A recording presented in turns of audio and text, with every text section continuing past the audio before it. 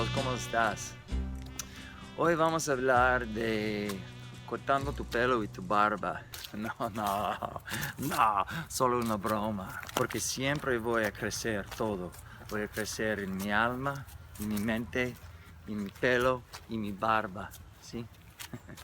Pero hoy vamos a hablar de la lengua. La lengua es todo. Lengua.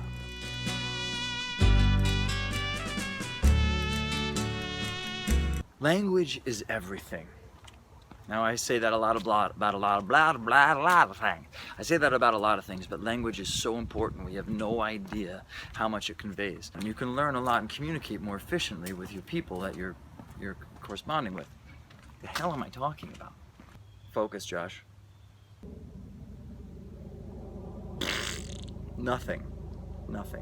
Hola amigos, estoy aquí con mi amigo, ¿cómo te llamas? Tony, mi amigo nuevo Tony. Tony, quiero preguntarte, cuando tú hablas en inglés, ¿tienes que pensar mucho antes de hablando? Sí, tengo que pensar mucho. Creo que en eso más a entender es al igual que cuando vos hablas español, tienes que pensar. Pero yo no llevo mucho tiempo hablando inglés, entonces me cuesta un poco también. So, language is everything. I know I say that about a lot of things, but really language is everything. So if you get biblical with it, which you know I like to do, okay, whatever. Don't know what just happened there. Get on a bike, right? Jesus of suburbia is alive. If you want to get biblical about it, even if you say that God created the world and said, let there be light, whatever works for you, and God said, let there be light. So in that case, sound happened first, and language was actually what created the world, right? If you go with that stuff, when He created the world, right? If you go with Eastern philosophy, there's Om. Om is the sound of all creation, right? It's all encapsulating. It's the open emotional vowel. It's the contact of the closed intellectual consonants, right? So it encapsulates everything. If you want to talk about chanting, let's say, right? There's a difference between the English language and the Sanskrit language. Sanskrit language is actually a very vibrational language. Well, Josh, what does that mean? Well, I'll tell you. I have no idea, but I'll tell you what I think it means. Particularly in English, we speak with the tip of the tongue towards the front of the mouth. The tongue itself is a really powerful thing. It has a lot of vibrational frequencies coming through it just as you speak. It's the vibration of the chest, vibration of everything here and happening as your vocal cords vibrate, right? If I were to just speak, all right, I have the tip of the tongue in the front of the mouth. When I start speaking in Sanskrit, or if I start speaking, let's say with an Indian accent, without the inflection, right? If I just start taking the tongue and start putting it before the back of the mouth, that's what it sounds like if I start tapping the tongue in the back of the mouth. Now, if I start going up and down with the inflection as well, that is very good, the accent, and we start changing the sounds a bit and things like this. But even without the inflection, if I just take the tongue to the back of the mouth, that's all I'm doing, and that is how I'm sounding like that, right? So the vibrational frequency within the language takes the tongue, and as you're vibrating, it's putting things towards the back of the mouth. So actually speaking and chanting in Sanskrit will have a different biophysiological effect on your body than it will if you're doing it in English. Huh? This is subtleties that people don't really pay attention and pay attention. Language is everything. Language is everything? This hairdo is everything, okay? So, and actually, there is a really powerful asana where you take the tongue and you roll it back to the back of the soft palate, and as you're working that kundalini energy up the spine, it runs up to the soft palate and points up and stimulates the pituitary gland and the medulla oblongata, or really towards the back, towards the medulla oblongata and stuff like that, right? Really cool stuff. So that's some cool stuff about chanting. Now the difference is too, as we get into it, we want to be able to really connect what we're saying with how we feel about it. So you could sit there, and if you're going to pray or chant all day long without having any sort of emotional connection to it, it's not going to really do anything. You know, you have to understand what you feel and feel what you understand. It's a mix of the emotional and the intellectual. Like I said, the sound of Om, the vowels and the consonants, right? Mixing everything together in the language. as we're communicating to make this practical in our lives, right? As we're communicating with our loved ones, or we're communicating with ourselves, language will absolutely define the way you're living your life. I think it was Buddha or somebody said, I don't know who the hell it was, said, careful with your thoughts because they become your words. Be careful with your words because they become your actions. Be careful with your actions because they can fuck your shit up.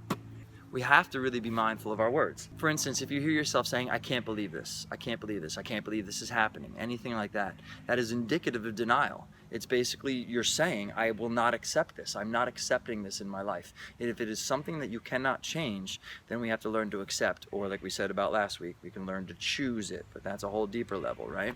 Watch last week's. Another one to be real careful of is should, right? The things you should be doing.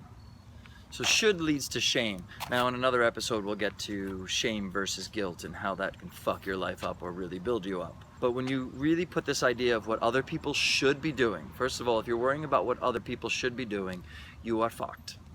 You know, even if you're a boss, right? If you are not getting what you need out of your employees, whose responsibility is that? I'm sorry, is this condescending? Yeah. If you're not getting what you need out of your employees, you have to look at what you're doing. If you're not getting what you need out of your marriage, you need to look at what you're doing. It is self-responsibility. If you start to change yourself, then it will change the way the world relates to you. Look at how you relate to yourself, because the world will treat you how you treat yourself. So watch the way you talk to yourself. I really should be doing this. I should be doing that. If you should all over yourself, as they say.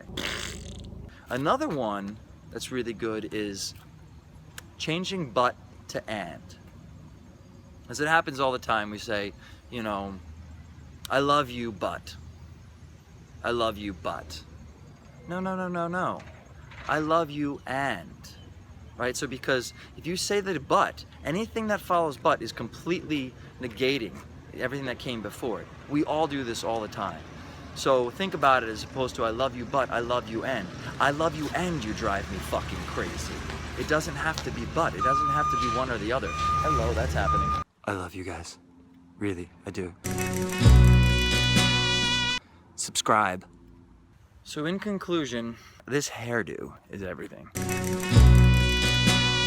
Say what you mean and mean what you say. So if you guys like what you're seeing, just hit subscribe. You know, actually, I don't give a fuck if you like it or not. Just hit subscribe anyway. Come on. Just don't be a douche. Just hit subscribe, right? I don't want to seem needy or anything. Just hit subscribe. I don't even care if you subscribe. I'm walking away. I'm trying to walk away, but it's on a selfie stick, so just keep walking towards, but I don't even care. Just don't be a jerk. Don't be a jerk. Just subscribe, jerk. God. Subscribe. Like, subscribe to the channel. What's wrong with you? Alright guys, so here's what we're gonna do. I'm gonna start playing with the format a little bit. I want to start doing a question and answer, right? So I would like you to ask some questions for next week. You know, you can send them to, you can message me with them.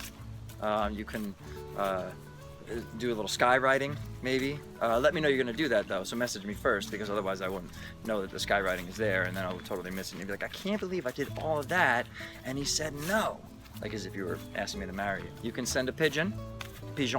You can spell it out in your body language. Get a bunch of friends together and spell it out. Like, let's be creative, you know what I mean? Like, I have to be fucking creative for this goddamn vlog. Why don't you be creative, god damn it? Sorry, I get a little emotional. Get a little emotional sometimes. What? What's happening? What's happening, Josh? Oh my god, it's beautiful.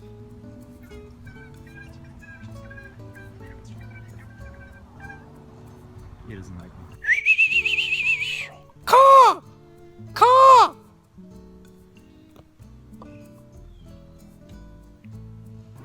So go ahead and send me some questions for next week. It can be whatever you'd like, personal, philosophical. I'll decide whether I'm going to fucking answer them in the first place. So it can be about my proclivity for transsexual hookers, or they can be about Vedantic philosophy, whatever you'd like. Whatever you like.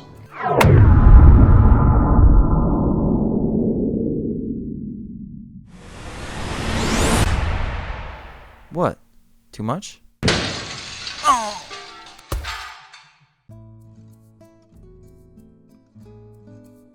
Pinche güey. No mames. Please. Subscribe to my fucking channel.